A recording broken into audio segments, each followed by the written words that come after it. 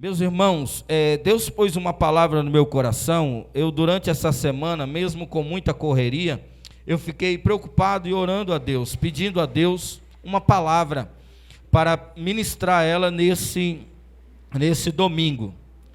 E a minha preocupação é sempre poder falar à igreja local, mas ao mesmo tempo, como nós estamos usando os meios de comunicação, né, os canais aí de comunicação, até mesmo o YouTube, a gente também tem preocupação de poder falar ao povo de Deus, porque é uma coisa que a gente precisa aprender.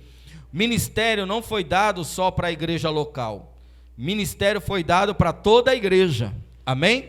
Então eu sou pastor desta igreja local, mas eu sou pastor no reino de Deus.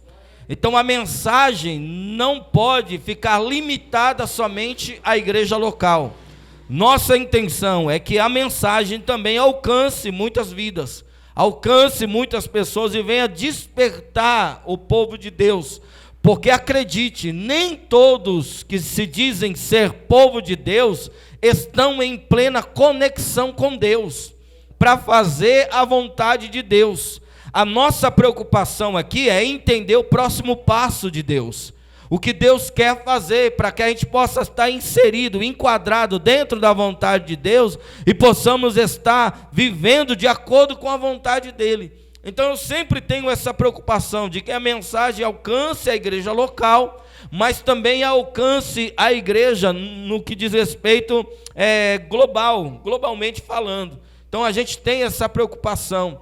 E eu em casa, às vezes, fico naquele momento de meditação, onde a gente para e fica ali, né, mastigando a palavra de Deus, fica ali meditando, e muitas coisas vêm, né, ao meu entendimento, e algumas eu já vou para o papel, e eu anoto algumas coisas, outras eu já publico na rede social. E esses dias eu publiquei algo na rede social, que já é algo que a gente já vem falando há algum tempo, mas Deus me deu uma mensagem a respeito disso, e eu não preparei esboço, não preparei nada, é algo que já está na minha mente, no meu coração, e aqui a gente só vai transbordar para os irmãos. E eu falei a respeito da diferença que existe entre adorador e adoração. Eu até coloquei na publicação, adorador versus adoração, que para nós parece ser a mesma coisa, mas hoje nós vamos ver que não é. Uma coisa está ligada assim à outra, uma coisa puxa a outra, mas uma coisa é a adoração em si, outra coisa é o adorador. Quem entendeu, diga amém. Abra sua Bíblia aí, Evangelho de João, capítulo de número 4.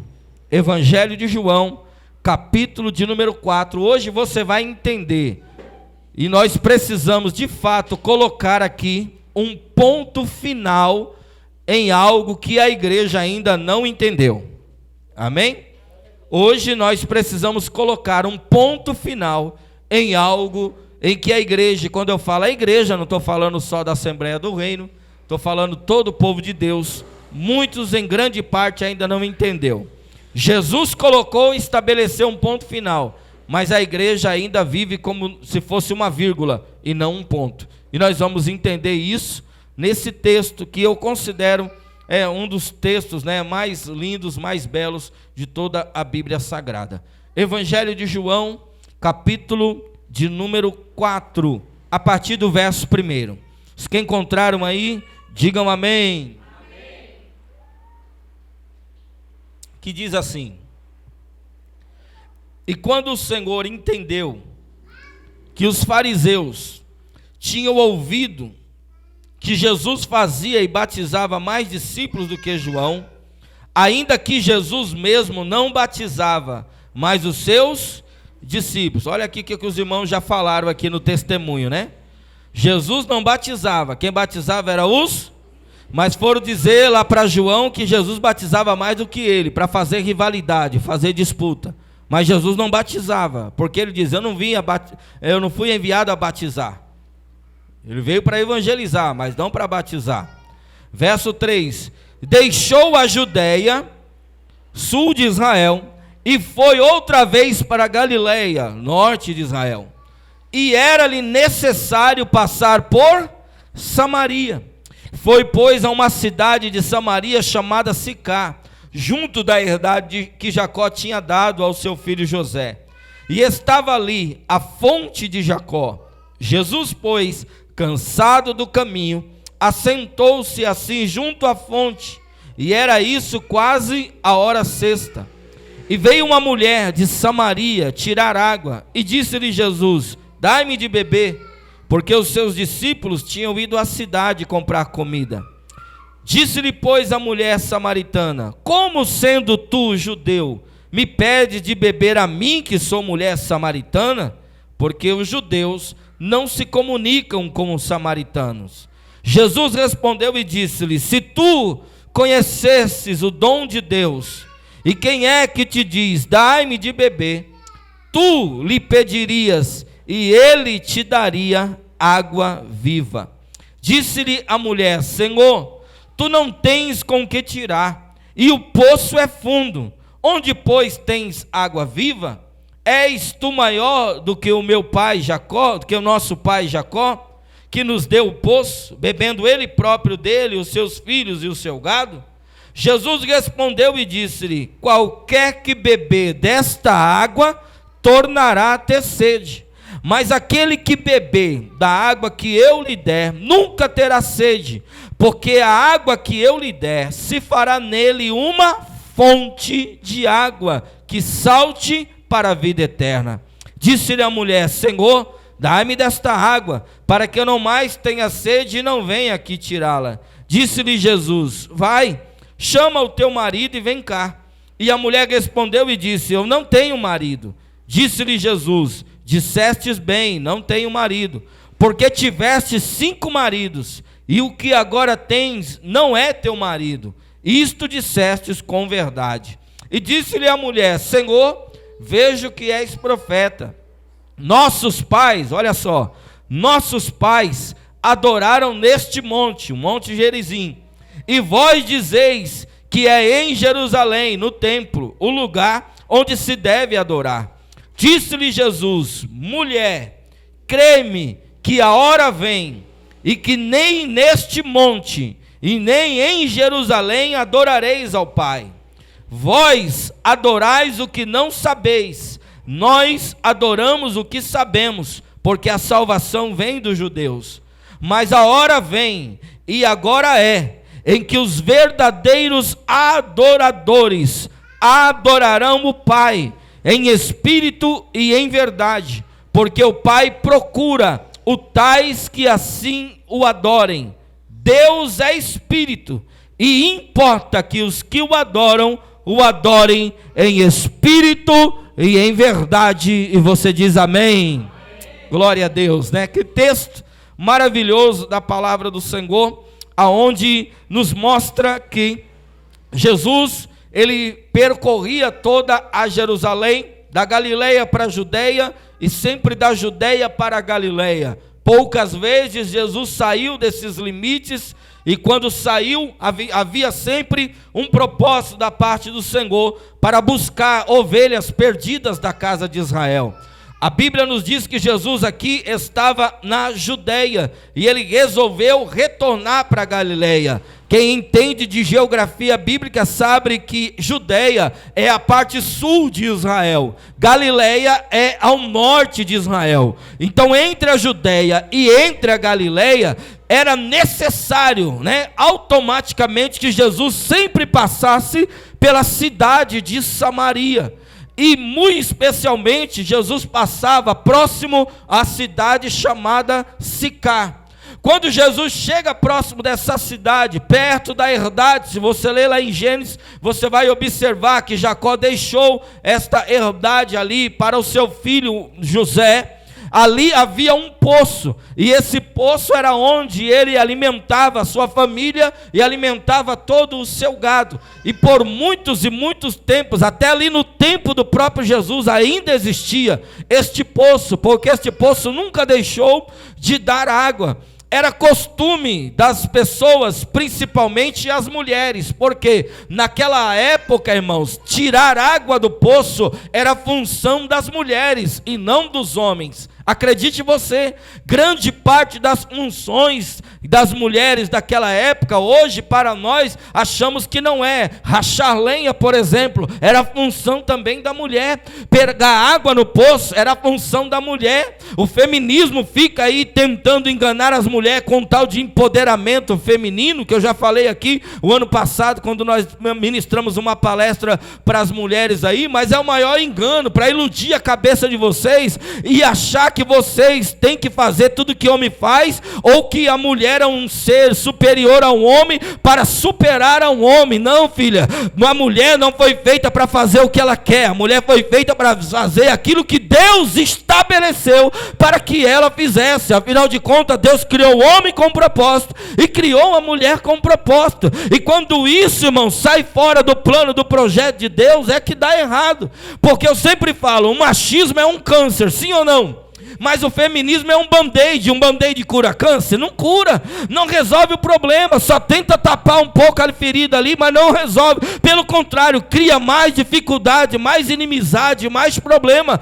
Mas quando o homem ou a mulher está no centro da vontade de Deus para executar e restabelecer aquilo pelo qual que Deus criou, pode ter certeza, irmão, que as coisas vão fluir de forma sobrenatural.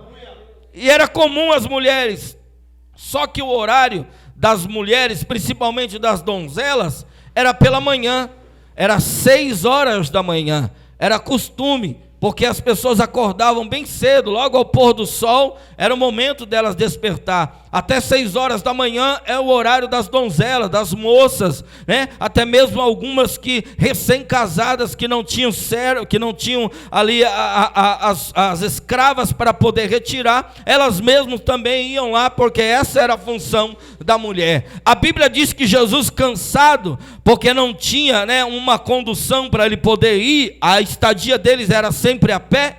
A Bíblia diz que Jesus para próximo daquele poço para poder descansar, despede os discípulos e pede que todos eles vão comprar comida em uma outra cidade mais próxima, porque Jesus já sabia que era necessário passar por lá, porque Jesus não dá passo em vão, nem abre a boca em vão, nem joga a conversa fora, irmão. Tudo que Deus faz, Deus tem um propósito pré-estabelecido para fazer. Às vezes a gente não entende porque algumas circunstâncias, algumas coisas que a gente passa na nossa vida, e a gente pergunta: Senhor, mas eu tenho que passar por isso? E Deus está dizendo: tem, porque tudo que você passa há um propósito, há um objetivo, ainda que seja difícil, ainda que seja doloroso, mas no final você vai entender que é necessário passar por onde você passou. Era necessário Jesus passar por lá. Ele senta no poço. Quem sabe antes da mulher chegar ele já tinha bebido ali um pouco de água, mas quando a mulher ela vem chegando e ela não dá nem bola, porque percebeu pela vestimenta, porque os judeus tinham uma forma diferenciada de se vestir, que ele era judeu, ele tinha cara de árabe, ele tinha cara de judeu. Ela percebeu que era judeu e ela não disse nada a ele, simplesmente ela foi fazer aquilo pelo qual ela ia fazer. Só que a Bíblia diz que não era 6 horas da manhã, a Bíblia diz que era a hora 9. Lembra quando eu falei aqui numa quarta-feira que Deus, quando criou o mundo, ele não criou o dia de manhã, ele criou o dia à noite. Então o dia não começa de manhã, o dia começa à noite. É por isso que para os judeus ainda hoje o dia começa quando o outro termina 6 horas da tarde. Então quando anoitece é que está começando o dia. Nós achamos que o dia começa depois da meia-noite, mas para os judeus começa às 6 da manhã. Por que era ali a hora 9? Porque a primeira hora, guarda aí para que você nunca mais esqueça isso, era das 6 às 9. A segunda era das 9 à meia-noite. A terceira da meia-noite às 3 da manhã. A quarta das 3 da manhã até às 6 da manhã. A quinta hora era das 6 da manhã até às 9 da manhã. E a sexta hora era quando? Era justamente das 9 até o meio-dia. Então aquela mulher já quase próxima ao meio-dia que ela foi tirar água. E a pergunta é: por que aquela mulher não foi junto com as donzelas, com as recém-casadas, com as servas das recém-casadas? Por que aquela mulher foi justamente naquela hora? Porque no horário que era próprio para ela ir, ela não ia para não ser envergonhada, ela não ia para não ser ridicularizada, ela não ia para que ela não fosse confrontada. Por quê? Porque ela tinha uma vida diante da sociedade sociedade, diante da religião e diante das pessoas, uma vida imprópria, uma vida impura, uma vida que não condizia com a fé que eles professavam. Então por isso que ela não foi, porque sabia muito bem que aquela mulher era uma mulher que tinha decepção amorosa, era uma mulher frustrada no relacionamento, era uma mulher, irmãos, que não tinha uma vida propriamente dita, assim como as mulheres que viviam daquela época. Mas Jesus estava sentado e aguardando aquela mulher vir, porque era o próprio Cristo marcando o encontro, porque só Ele pode pôr um ponto final na história, só Ele pode encerrar a página ruim da tua vida, iniciar uma página boa. Por isso eu quero declarar diante dos testemunhos de tudo que foi falado, toda palavra contrária, toda palavra de vergonha, toda palavra de maldição, toda palavra de humilhação, toda palavra que te chateou, que te envergonhou, que te humilhou, que te colocou para baixo, que te desanimou, Deus está jogando por terra hoje, está pisando em cima, está dizendo: você não é o que estão dizendo, você não é o que estão falando, você não vai dar o que os outros estão pensando. Eu tenho um propósito, eu tenho um plano, eu tenho um objetivo na tua vida, e só vai cumprir aquilo que saiu da minha boca, assim diz o Senhor. Aleluia. Com certeza aquela mulher muito ferida, muito machucada pelos seus erros da vida, pelas suas falhas, por aquilo que ela vivenciou, por aquilo que ela passou. Mas Jesus, de forma muito educada, Jesus de uma forma com muita hombridade, Jesus agora trata aquela mulher igual a qualquer outra pessoa. Trata aquela mulher não acusando ela do seu erro, não acusando ela do seu pecado, mas mostrando para ela a oportunidade que ela tinha para viver algo novo da parte de Deus. Ei, deixa eu te dizer alguma coisa: você ainda não viveu tudo que tinha para viver no Senhor. Deus tem coisas novas para realizar ainda na tua vida. Aleluia. E a Bíblia diz que ela chegou lá e começou a tirar água. Jesus vai e olha para ela e diz: dá um pouquinho dessa água para que eu possa beber. Ela olhou para ele e falou assim: porventura você me pede água? Como pode você estar falando comigo? Você sendo judeu pede a mim que sou mulher samaritana. Porque os judeus desconsideravam os samaritanos. Quem é os samaritanos? Uma mistura de judeu com gentil. Um judeu se relacionava com uma gentia, ou uma gentia se relacionava com um judeu. Eles tinham filho e automaticamente ele seria excomungado, expulso de Israel, e ele teria que viver nos limites dessas cidades que eram misturadas, miscigenadas. E aí se tornaram esse povo chamado samaritano, que era uma mistura, não só de gentil com judeu, mas com filisteu, com cananeus, com amorreus, com todos os povos, da qual Deus deu ordem realmente, para que não se misturasse com os outros povos, para que se casasse, para que se formasse família com gente do seu próprio povo. Mas Deus já sabia que o povo também ia desobedecer, e não ia fazer conforme Deus estabeleceu. Mas um judeu que se relacionasse com um gentil ou com um samaritano era considerado até como cachorro, irmão. Eles consideravam como cachorro. Daí Jesus também, quando ele estava nas partes de Tiro lá e de Sidom, fora dos limites lá já de Israel, quando ele encontrou aquela mulher cananeia, ele disse: olha mulher, eu não fui enviado senão as ovelhas perdidas da casa de Israel. Em outras palavras, Jesus diz: eu só vim até aqui porque pode ser que tenha algum judeu perdido aqui, e eu vim dizer para ele que o reino é chegado, para que ele possa retornar, para que ele possa reanimar. Eu não fui enviado a vocês, eu fui enviado às ovelhas perdidas da casa de Israel. Aí a mulher diz: não, mas os cachorrinhos também comem da migalha que cai da mesa do seu senhor. Ela se humilhou diante de Jesus, porque ele falou assim: antes Jesus disse para ela assim: eu não posso pegar o pão dos filhos e dar aos cachorrinhos. Literalmente Jesus estava falando: o judeu considera o samaritano, considera o gentil como cachorro, irmão, como alguém que não serve e não vale nada. Mas ela se humilhou, porque quem quer a bênção precisa se humilhar, irmão. Quem quer a bênção precisa descer.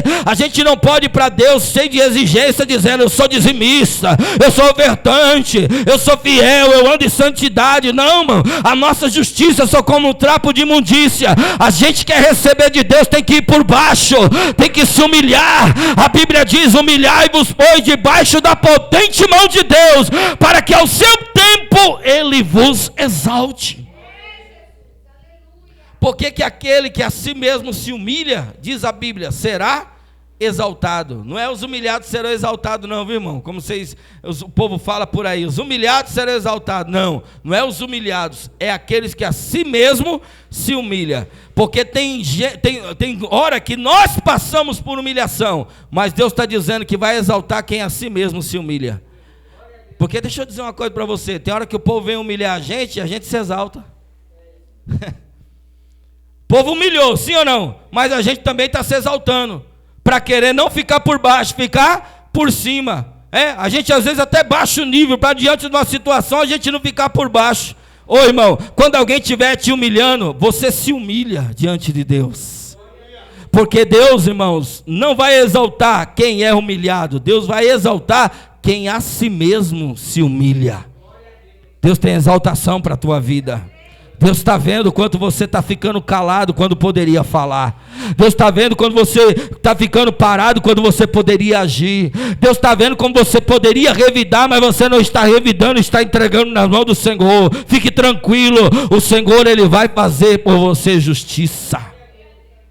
Aí a mulher olha para ele, não, como pode? Se eu falar comigo, eu sou samaritana, você é os judeus não se comunicam com o samaritano. Jesus falou para ela, você não está entendendo, mulher, se você soubesse quem é que estava falando para você, você pediria para ele, ele te daria água. Aí ela pensou que Jesus estava se exaltando, porque judeu era meio metido, era meio exaltado. Ela falou, é típico de judeu mesmo, você é maior do que o nosso pai Jacó? Foi ele que recebeu esse poço, foi ele que deu esse poço ao seu filho José, que se alimentava ele e sua família e todo o seu gado. Você é maior do que ele, você quer ser melhor do que ele? Jesus não, Jesus só estou dizendo para você o seguinte, se você soubesse quem é que está falando com você, você pediria para mim, e não eu estivesse pedindo para você, porque essa água que você está bebendo, você vai voltar a ter sede, mas a água que eu te der, você nunca mais terá sede.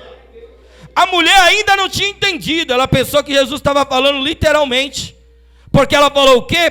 Para mim não ter que vir mais aqui, passar pela vergonha, passar pela humilhação, passar por uma situação vexatória, de ter que tirar água, um horário desse, para todo mundo saber, está tirando água meio-dia, deve não prestar, deve ser uma mulher leviana, deve ser alguém que não tem confiança, porque era isso que as pessoas diziam. Então eu quero dessa água, para mim não ter que vir mais aqui, retirar. Ele falou assim, então vai e chama o teu marido. A mulher disse para ele que ele tinha marido, irmão. A mulher contou a respeito da vida amorosa, conjugal, não, mas Jesus era profeta. Aleluia. E diante de profeta ninguém tem engano, irmãos. Diante de profeta ninguém pode enganar. Diante de profeta, irmão, não fica os segredos do coração, eles são revelados. Jesus diz, vai mulher, chama o teu marido. E ela foi verdadeira, coisa que muitas das vezes a gente não é. Ela poderia meter o louco, que conversa é essa? Eu lá tenho um marido, que conversa é esse negócio? E deixado para lá. Mas ela falou assim, não Senhor, eu não tenho marido. Jesus disse, disseste bem, porque você teve 5 já, e esse 6 que você está, também não é seu. Olha só, a forma com que Jesus expôs, e que a vida dela precisava dele. Quando ele falou isso, a mulher reconheceu e disse, vejo que tu és um profeta. Vejo que tu és um homem de Deus. Aí, quando chega diante de um profeta, quando chega diante do mestre, quando você chega diante de alguém que você sabe que tem de Deus para dar, qual é a primeira coisa que você faz? Hein, irmão? Quando você chega diante de um profeta, chega diante de um mestre, chega diante de alguém que tem algo de Deus para dar, qual é a primeira coisa que você faz? Pergunta. Gente sábia faz pergunta. A mulher já foi logo perguntando, se és profeta, se tem conhecimento, se tem entendimento, então me esclarece aqui uma dúvida espiritual, eu estou querendo entender, eu estou querendo compreender. Nós os samaritanos adoramos no monte. Por quê? Baseado desde quando lá em Gênesis, Abraão começou a adorar a Deus no monte, levantando o altar. E assim ele veio durante toda a sua vida. Abraão, Isaac, Jacó e assim sucessivamente. Vocês, judeus, diz que é em Jerusalém, ou seja, no templo, o lugar que nós devemos adorar. Então eu quero saber, é no monte ou é no templo que eu tenho que adorar? Aí Jesus encerra aqui algo que a gente precisa entender. Ele diz, mulher, não é nem no monte nem no templo. Jesus deixa bem claro, irmão, não é nem no monte e nem no templo.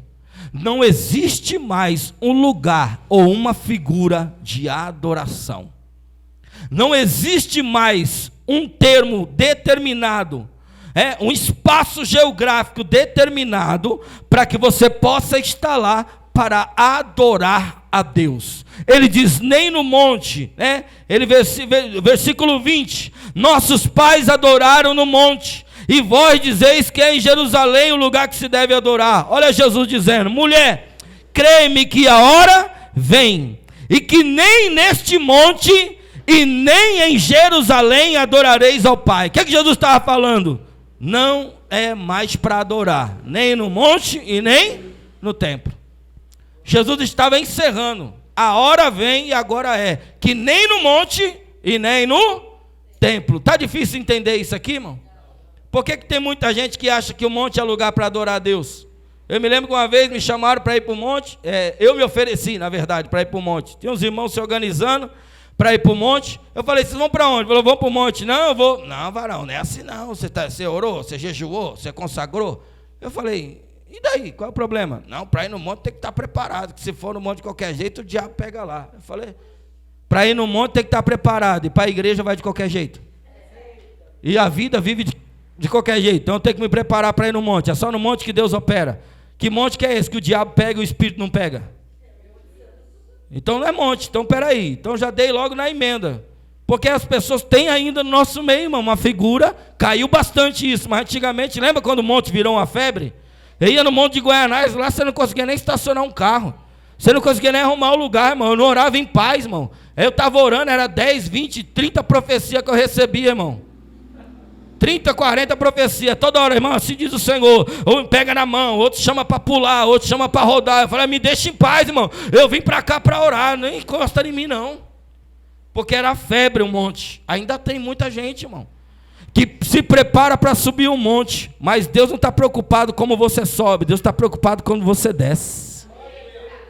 Tem muita gente que sobe no monte para ser cheio de Espírito, mas desce e continua fazendo as mesmas coisas erradas. E não é o monte que santifica, irmão. Não é o lugar que santifica as pessoas, são as pessoas que santificam os... Eu já disse aqui, Deus, irmãos, não levou Abraão para Canaã para ser abençoado. Deus levou Abraão para Canaã para abençoar. Você não precisa ir para um lugar para ser abençoado. É onde você botar a planta do pé, este lugar é abençoado. Jesus diz, não é no monte, mulher, você está errada. Ela diz, também não é no templo. Então, também não é no templo, lugar da adoração. Porque ainda no nosso meio existe assim, ó, o lugar ou a figura de adoração é o prédio, é a parede, é o templo. Saiu um vídeo nas redes sociais dos nossos irmãos lá na Angola, que os templos que foram roubados de uma denominação aí, que houve problema lá, não sei se vocês acompanharam isso, que tomaram os templos lá, fizeram tudo, o templo foi devolvido. Aí aparece um vídeo onde as pessoas entram correndo, que os templos foram devolvidos, e as pessoas abraçando o púlpito, chorando, pulando, ajoelhando assim nas cadeiras assim, e começando a orar. Parece bonitinho o negócio daquele, não parece? Parece espiritual, parece sensível, você vê até os crentes comemorando, que bom, a casa de Deus foi devolvida, agora eles têm lugar para adorar, agora eles têm lugar para cultuar, mas isso não passa de idolatria, irmão. Aleluia. Isso não passa de idolatria. Idolatria é tudo aquilo que nós colocamos como figura de adoração, inclusive o templo, irmão. Infeliz seremos nós se nós acharmos que só esse momento de 2 horas de culto é que nós estamos adorando a Deus, e quando eu encerrar a bênção apostólica, você já acabou, não está mais na presença de Deus, já não está mais adorando a Deus. É um grande engano, irmãos, porque Jesus encerrou, não é nem no monte e nem no templo, nem no templo. É comum alguém fazer, por exemplo, a gente está aqui e a gente fala, irmão, vamos adorar a Deus. E aí eu fico me perguntando, como assim, vamos adorar a Deus? Nós não estávamos adorando? Você sabe por que isso? Porque nós evangélicos fomos adestrados e não disciplinados. Nós evangélicos fomos adestrados e de forma errada. Nós fomos adestrados a ser meramente religiosos e fazer as coisas meramente por religiosidade. Então a prática, a performance, a maneira como é feita, ela é mais vista ou bem vista do que o próprio interior do homem, o próprio interior da mulher. As pessoas estão mais preocupadas com o método, com a essência daquilo que é feito. As pessoas estão mais preocupadas com a performance do que aquilo que verdadeiramente deve ser feito. Mas aqui na Assembleia do Reino, nós já temos que começar, irmão, lançando o fundamento certo, lançando o fundamento correto. Por quê? Porque acredite, se não for em verdade, não for em espírito, Deus não está recebendo a adoração. Pode cantar, pode tocar, pode chorar, pode levantar a mão, pode fazer o que fizer, irmãos. Deus não está procurando adoração, Deus está procurando adorador. Eu sei que é difícil compreender isso, irmão. Eu sei que o raciocínio às vezes não bate. Mas Deus não está procurando adoração, Deus está procurando adorador. Porque, irmãos, acreditem, Deus até pode ser adorado, mas nunca idolatrado. O que a gente faz é idolatria para com Deus. Por isso que Deus abomina muitas das coisas. Por isso que Deus disse, se não me foge a memória, em Isaías ou em Joel: eu não atento para o barulho dos seus instrumentos, não me chega diante dos meus ouvidos, eu não olho para isso, eu não ligo para isso. Pode cantar alto, pode cantar bonito, pode ter toda a instrumentalidade, pode fazer o que for, irmãos. Deus não se impressiona com isso, irmãos. A adoração de perfeita Deus tem na glória. Os anjos fazem muito melhor do que eu e você, irmão. Deus não está precisando de adoração. Deus não precisa do ânimo ser levantado. Deus não está cabisbaixo, irmãos. A moral de Deus não está lá embaixo para a gente poder levantar a moral dele, não. Deus está mais preocupado com o adorador do que com a adoração. Porque acredite, tem gente que adora a Deus de boca calada melhor do que quem adora a Deus de boca aberta.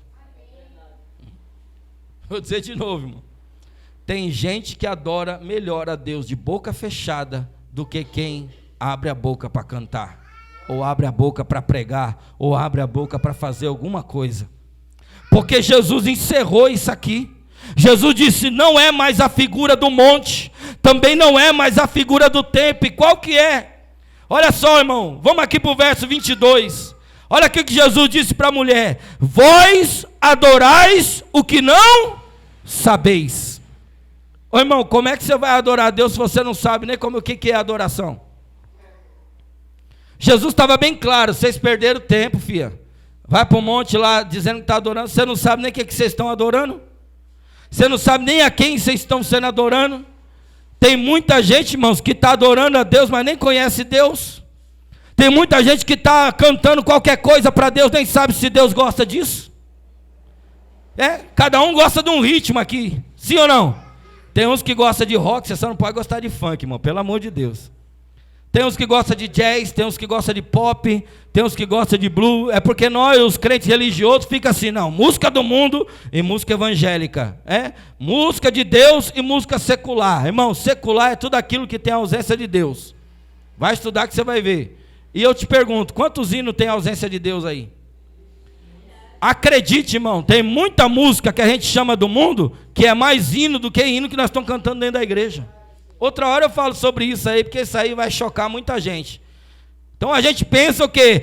Porque é crente, está cantando, é de Deus. Nem sempre é de Deus. Porque é bonito a instrumentalidade, nem sempre é de Deus, irmãos. Nem Deus está recebendo. Não adianta, irmão, não adianta. Eu detesto funk. Aí você vem cantar um funk para mim, eu não vou gostar. Você nunca parou para perguntar o que Deus gosta? O que agrada os ouvidos de Deus?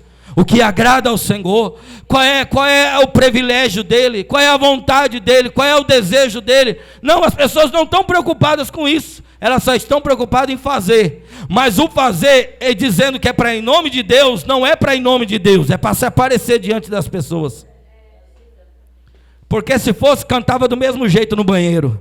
Se fosse, cantava do mesmo jeito dentro do quarto. Se foi, fazia do mesmo jeito quando não estivesse na frente ou quando estivesse com o microfone. Mas as pessoas só dão o melhor de si quando estão no púlpito.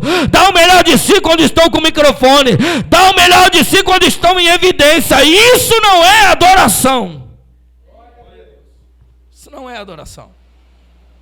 Vós adorais o que não sabeis. Jesus está dizendo, você nem sabe o que você está fazendo. Tem gente que nem sabe o que você está fazendo. Nem sabe o que está fazendo, irmão. Nem sabe o que está cantando, nem sabe o que está cantando, nem sabe para que está cantando, nem sabe o objetivo que está cantando. É que nem eu ouvi o irmão falando, tem um hino que fala assim, ó, eu quero ver a glória do Senhor hoje aqui. A tua mão e o teu poder sobre mim. Quem canta esse hino? Quem já cantou esse hino? É? Parece que não tem nada demais, né? Irmão, o dia que você vê a glória de Deus, você morre. Isso é uma profecia escatológica para o futuro, onde nós vamos contemplar a glória de Deus. E para nós contemplar a glória de Deus, só com o corpo revestido, só com o corpo imortalizado.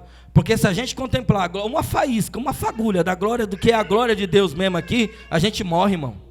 Olha o que Deus diz, ninguém pode ver a minha face, ninguém pode ver a minha glória, se não morre, se não perece.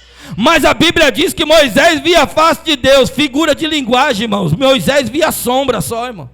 Era só uma forma de falar que ele estava se relacionando de frente para com Deus, perto de Deus, a face de Deus. Mas ninguém pode ver a Deus, irmãos. Ninguém pode ver a Deus. Na estrutura que a gente tem, não suporta.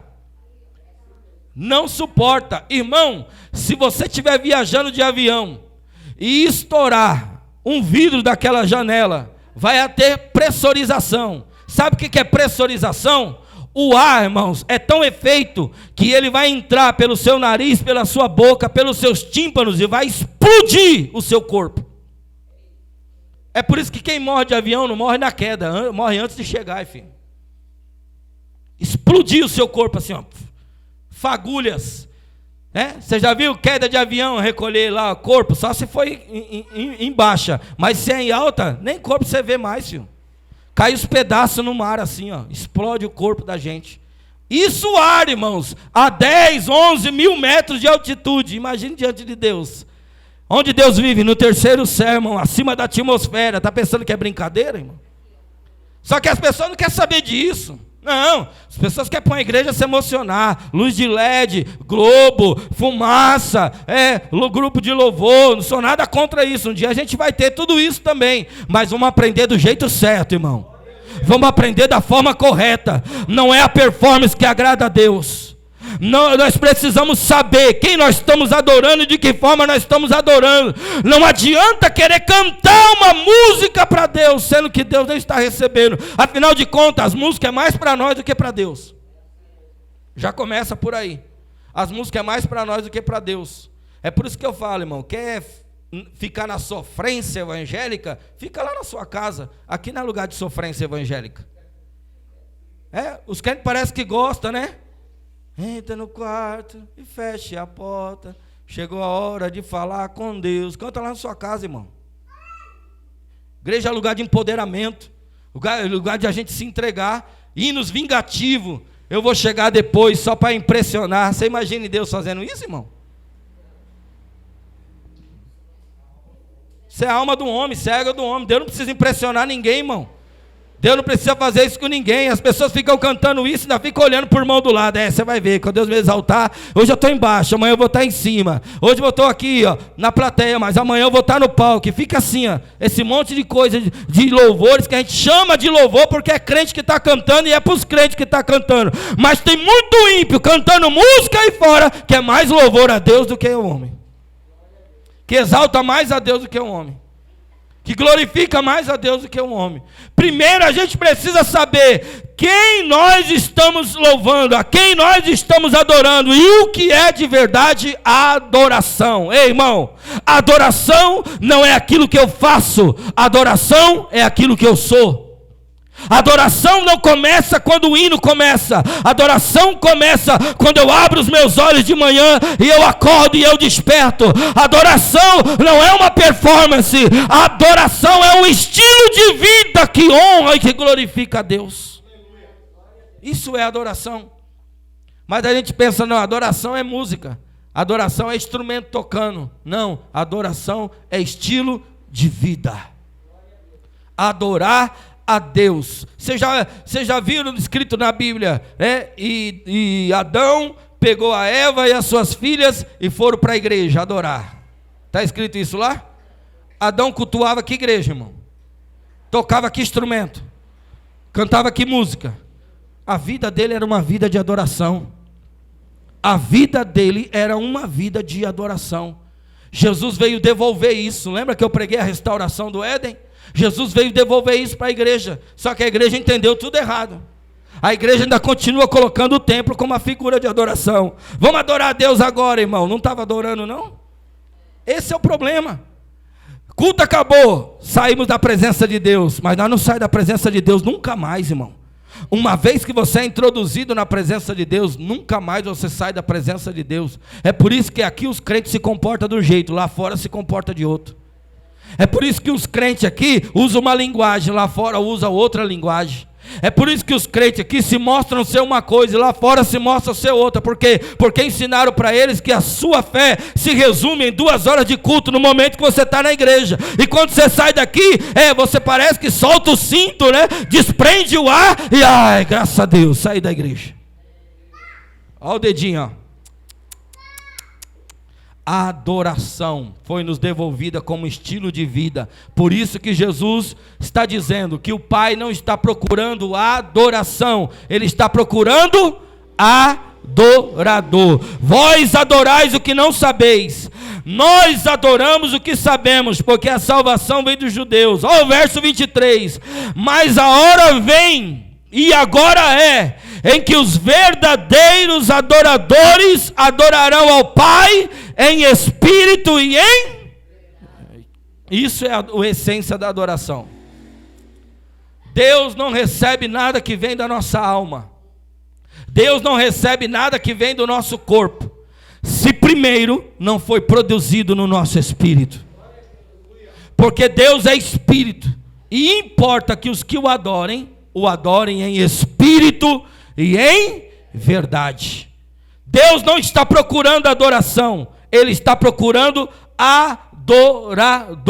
O Pai é espírito e nós precisamos adorar Ele em espírito, porque o Pai procura os que os tais assim adoram. Não está procurando adoração, está procurando o adorador. Ei, deixa eu te dizer, você pode cantar desafinado, pode não saber tocar um instrumento, pode não ter técnica vocal, pode não ter estudado para ser músico, para ser cantor ou qualquer outra coisa assim, mas se a sua vida é uma vida de adoração, você é um verdadeiro adorador. Você é um canal de Deus. Você é um instrumento tocado pelo Senhor. A sua vida é uma vida de adoração. Por quê? Porque você se tornou na essência um verdadeiro adorador.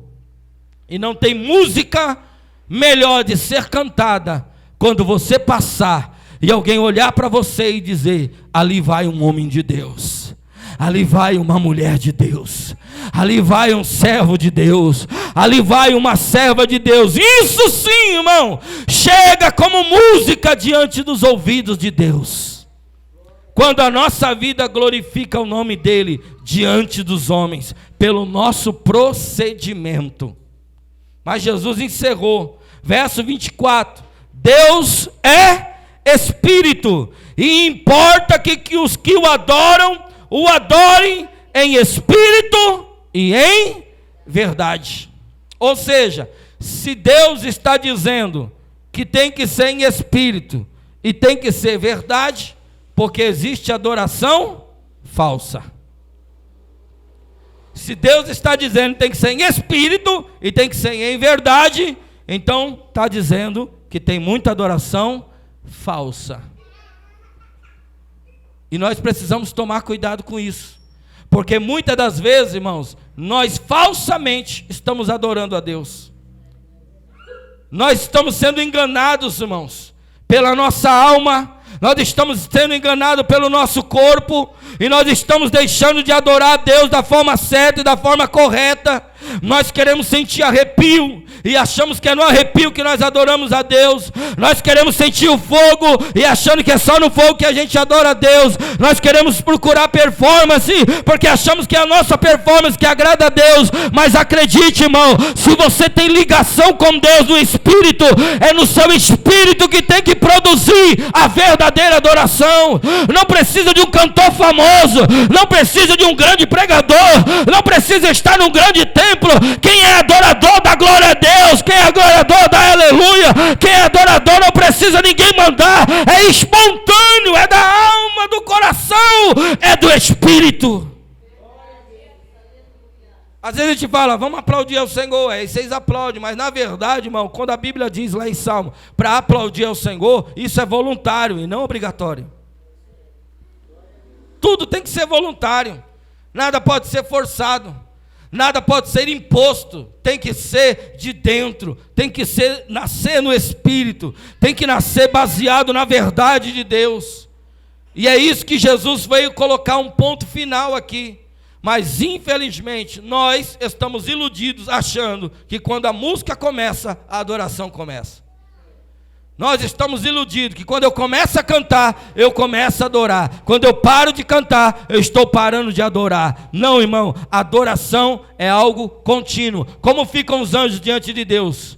Como ficam os anciãos diante de Deus? O tempo todo ali, mantendo a exaltação, a adoração, a gratidão a Deus, dizendo: Santo, Santo, Santo é o Senhor dos exércitos, toda a terra está cheia da sua glória. Eles ficam ali, mantendo, eles foram chamados ali, os serafins, justamente para isso, para sustentar a glória de Deus, o louvor, a adoração verdadeira a Deus.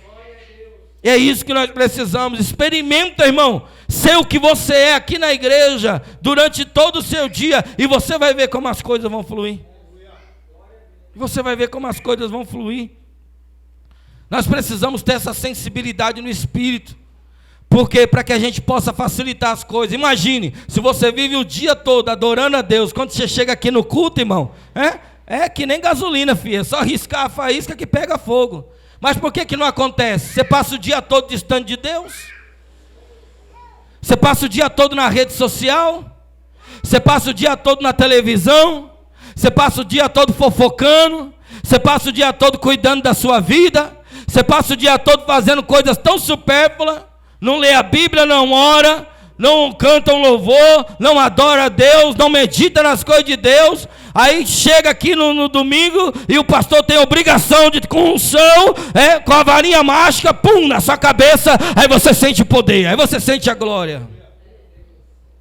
É assim que os crentes vivem hoje. Vive o dia todo distante de Deus. Quando chega no culto, coloca na responsabilidade de quem canta e coloca na responsabilidade de quem prega. Aí se ele não sente nada, esse pregador não é bom.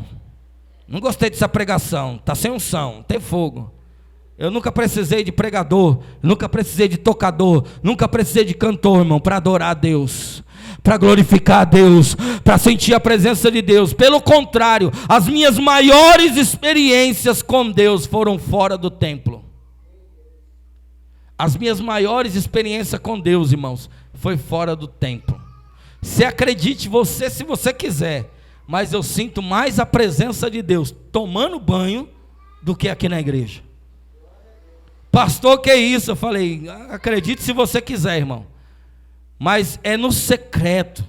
É quando ninguém está vendo. É sem holofote. É ninguém está aplaudindo a sua performance. É nesse momento que Deus quer extrair de você a adoração. É nesse momento que Deus quer levar você para essa essência. É nesse momento que Deus quer levar você para essa comunhão. Porque não adianta nada, irmãos. Não adianta nada a gente fazer o que fazer aqui na igreja. Virar a igreja de ponta cabeça, virar os irmãos do avesso, a gente sai daqui tudo suado, a gente sai daqui, todo mundo aqui falando em língua, falando em mistério, e quando você chega lá na sua casa está do mesmo jeito, está da mesma forma.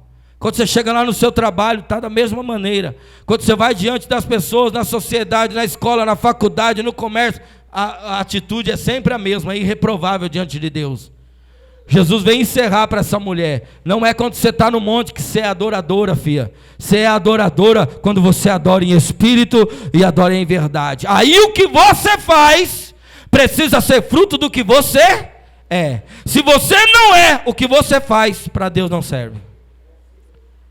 Uma coisa está ligada à outra, mas não existe verdadeira adoração se não houver verdadeiro adorador. Vocês estão entendendo, irmão? Não existe verdadeira adoração se não houver verdadeiro adorador. Deus quer primeiro o adorador, porque Deus tendo o adorador, será que ele não vai ter adoração? O adorador está no espírito, será que ele vai ter adoração em espírito? O adorador está em verdade, será que ele vai ter adoração de verdade? Não tem como, irmão. Quando você é adorador, até o que você fizer, que para as pessoas pode parecer que não é, vai ser. Por quê? Porque está na sua essência, irmãos. Está na sua essência, um gesto, uma palavra sua vai surtir efeito. Por isso que Jesus diz, um rio de água viva vai fluir de você. Você não vai virar torneira. Deus não quer que sejamos torneira. Deus quer que sejamos fonte. Que torneira você fecha e fonte. Isso é fonte, irmão. Não tem como, vai jorrar de você, vai sair de você. Se você é torneira no monte, oh glória, aleluia, estou sentindo. Desceu do monte, fechou a torneira. Subiu no monte de novo, abre a torneira. Desceu do monte, fechou a torneira. Deus não quer que você seja torneira, Deus quer que você seja fonte.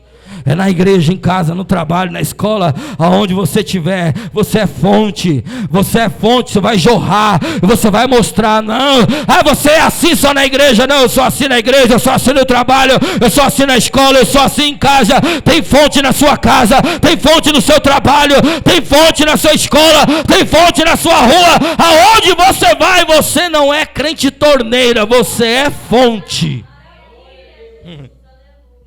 Então o resultado do seu culto é o que você vive no seu dia a dia.